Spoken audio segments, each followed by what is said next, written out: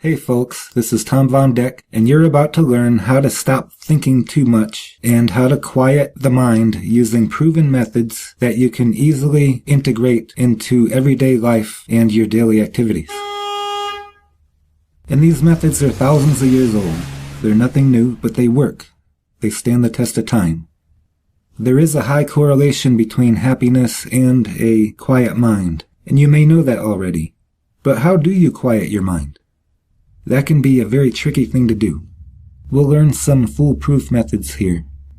This isn't just a how to meditate tutorial. There are a few time-tested ways to interrupt the persistent and seemingly endless chatter and quiet your mind considerably. They don't necessarily involve sitting in a cross-legged position and all that stuff. These are all things that could be integrated into everyday life, as I said. First of all, why are we thinking so much all the time? In general, we're addicted to thinking. Many people who have tried to sit down and meditate or just to quiet the mind a little bit find out just how tricky and elusive thoughts can be. Thoughts will do anything to suck you into them and to follow them to even more and more thoughts. It's just endless. When you do manage to quiet the mind a little bit, your thoughts may become more appealing and more irresistible. Your brain is like a spoiled child. It does not want to break long-held patterns, so it will tempt you out of that process and you'll just continue to think too much and get lost in those thoughts. How do you stop thinking so much? You continually interrupt these thinking patterns. You continually break the habit. The nature of my daily life tends to be quite cerebral, and this can lead to too much thinking, and that creates a momentum that kind of snowballs. Here's one thing that I do that really helps me to break down that momentum so that I'm not thinking so much and getting lost in thought, and we'll learn some other methods too after that. Whenever I walk anywhere, the grocery store or anywhere else, I tend to use a mantra to interrupt the stream of thought. In this case, the mantra is usually devotional because I personally find devotional mantras to have a more powerful effect in my case. That may be true for you, or maybe a secular mantra is better. This mantra, or this phrase, just repeats itself silently over and over again in rhythm with the walking. It does so at a desirable melody. And you don't have to use a melody. Monotone can work just as well. You can experiment. And while I'm doing this, I breathe through the nose the whole time unless I'm actually articulating the words. So if I'm thinking the mantra, I'm breathing through the nose. If I'm articulating the words, I breathe through the nose and then articulate the words on the exhale. If you try this, you will notice a lot of chatter distracting you from the mantra. So how do you stop all this chatter? How do you stop all these thoughts? You don't.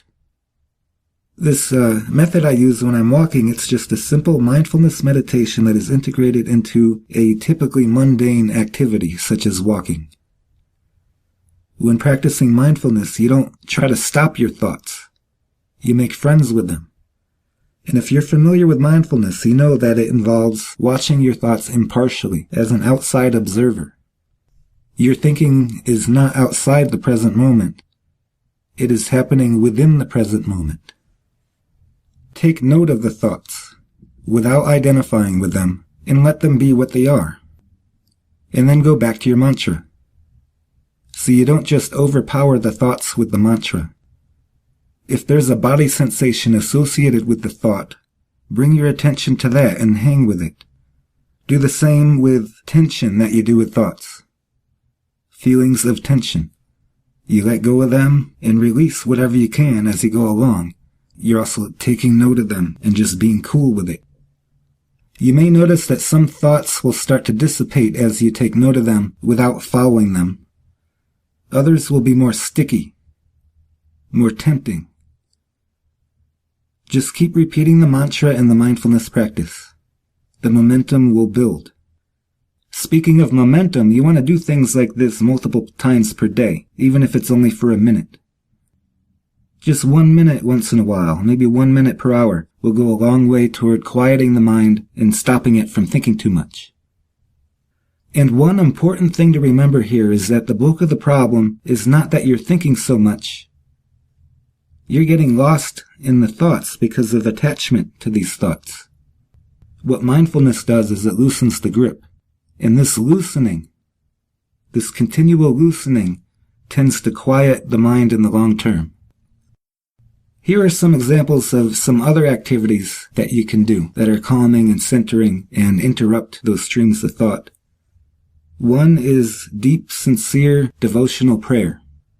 And I don't mean, Lord, grant me a redneck farting butt neck pillow, or any supplication like that. I mean like deep devotion with communion in mind. And maybe that's not your thing. Breathing exercises is something else that you can do. Take stretching breaks once in a while.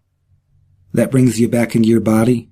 Read some spiritual text if you're into that. Or sing a spiritual song if you're into that. Also, you could do brief meditations. They could be spiritual or secular. And have a longer practice that you do every day at a special time. A longer meditation practice that's daily. You can also do grounding exercises that bring your awareness back into your body. These can be visualizations or other activities that generate feeling in the body. The more you do these types of things, the less of a grip your thoughts will have on you. Make it a habit to integrate calming and grounding activities along with mindfulness into your daily life. Slip it into those 20 seconds inside the elevator or while you're waiting in the grocery line.